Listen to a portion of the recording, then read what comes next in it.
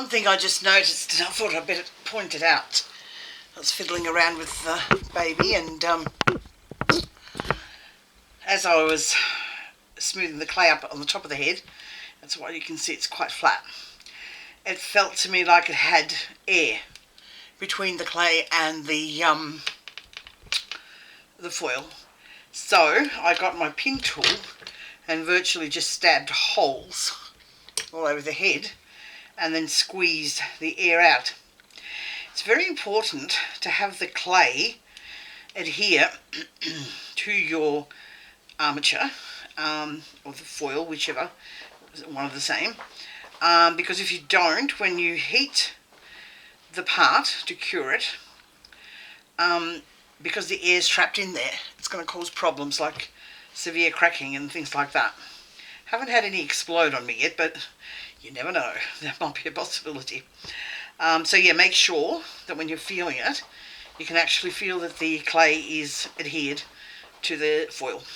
Now, I haven't fiddled around with the little mouth any more than I did before, but I'm just going to move this along quickly and try and get a little bit more done, only because I've got a lot of other commitments when it comes to babies.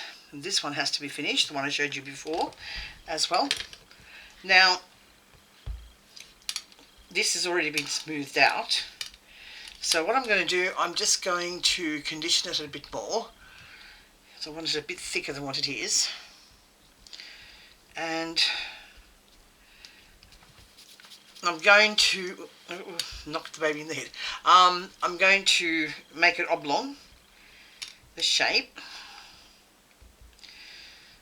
just a little bit with the, there, I poked you in the eye, or her, just a little with the roller. Oh, you're in a bad position there. Okay.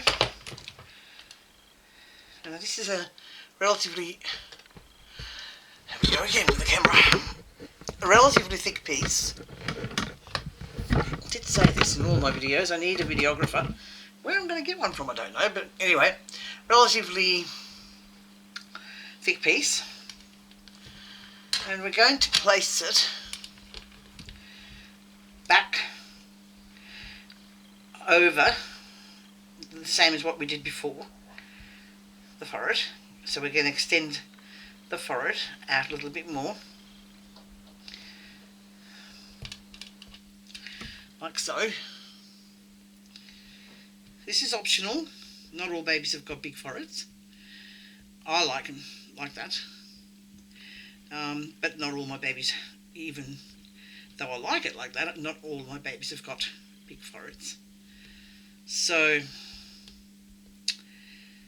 just press a little bit gently on top of the nose and just on top of the eyes, making sure you don't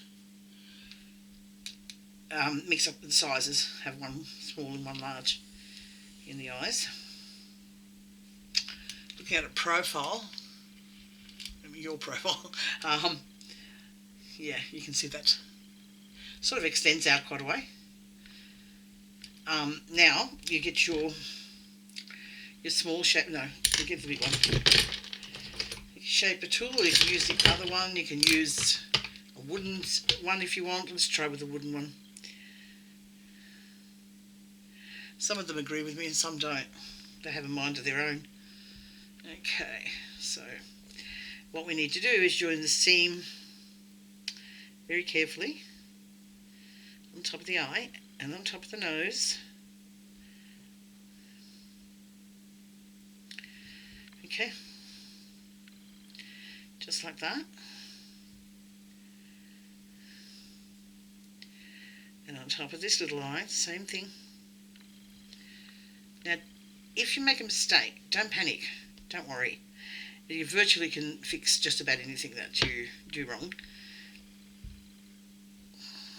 And I'll even show you how to fix eyes once they're already put in there, and when we make an open-eyed baby. Little tricks of the trade that I've just sort of worked out for myself. over time and over many mistakes. So once you've got it to where it should be, you can still get your shaper tool just to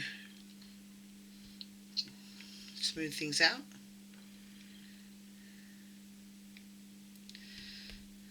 Use your thumb.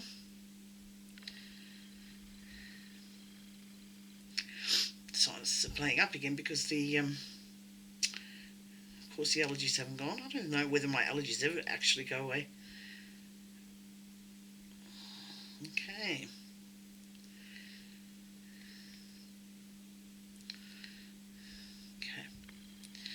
Just fix that little eye up there so it'd be matching the other one. Help her out there a little bit. Now the detailing I did before on the eyes obviously is gone now because I fiddled around with them. Should have left it for this stage. We can put it back. That's not an issue. Where that nose in between, right in the middle, apply pressure. See how I've done it there? And then just get your shaper tool. Smooth it down.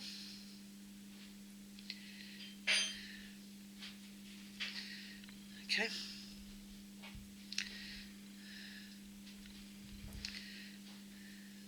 Like that.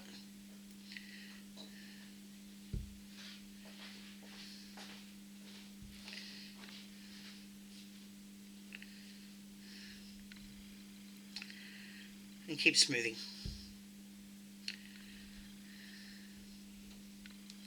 Until you're happy with what you see. Because you're the one creating it. You've got to be happy with what you see. Don't worry about what others think. It's what you think that counts. And here we blend on the side. This is where we've put the pressure there with the thumb and created that indent. And the other side. Making sure both sides are equal.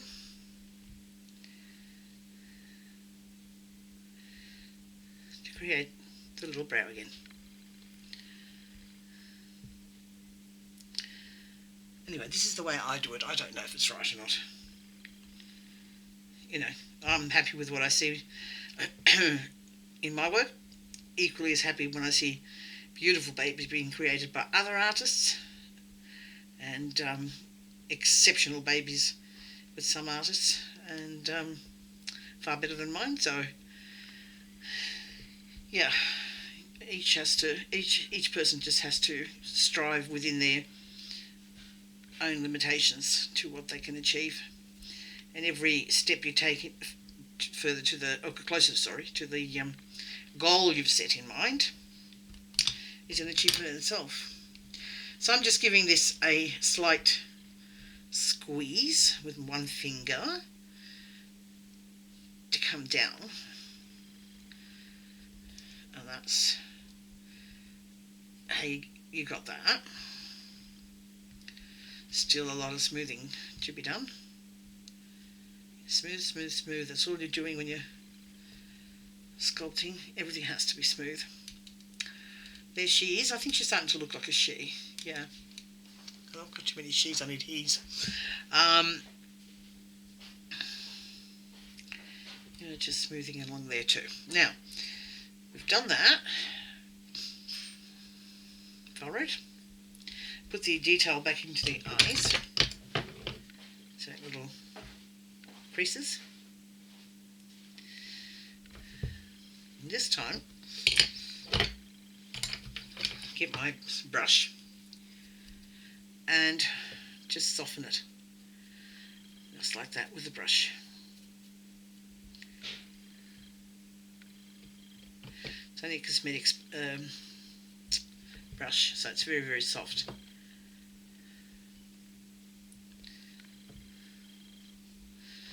Like that. Looks much nicer. And anywhere else where it needs the brush, bit of brush work.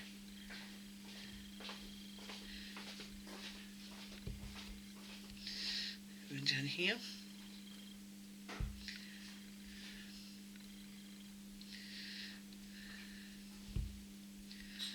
Amazing what the little brush can do. Take away fingerprints if you're keeping it as a one-of-a-kind baby and play. It just, smooths out as well. It's really great. So I just use it as needed. You can apply a little bit of baby oil to it when your baby's complete, and just go over the top of it with the brush if you wish, just to make it even smoother.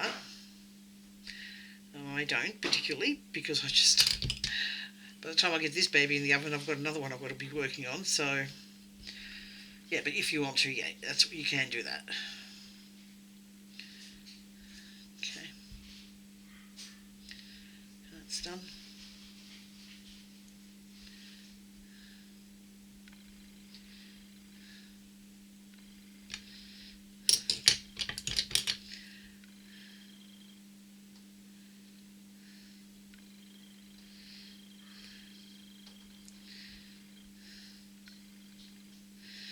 Just like that, fiddling around.